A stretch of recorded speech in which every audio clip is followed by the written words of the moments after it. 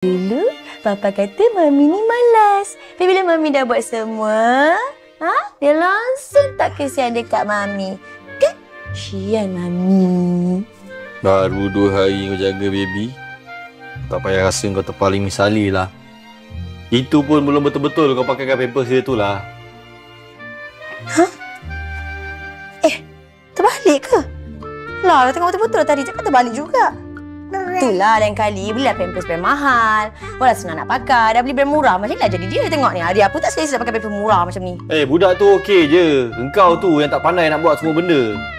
Dah lah tak pandai. Tak nak belajar. Bila orang ajar kau keras kepala. Bodoh, sombong tau. Kalau pandai sangat, jagalah sendiri. Habis tu kau buat apa?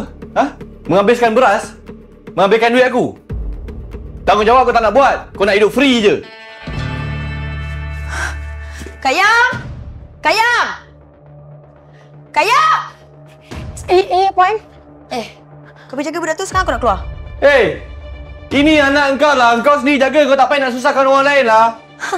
Excuse me, habis tu dia ni buat apa? Makan gaji buta je. Biar dia buat kerja dia. Kau jaga anak kau sekarang ni. Kan you cakap I ni pemalas. Tak reti buat apa. Macam you lah yang pandai sangat buat semua benda. Padahal balik kerja terus balik main mabuk. Suci sangat lah. Pergi jaga budak tu sekarang.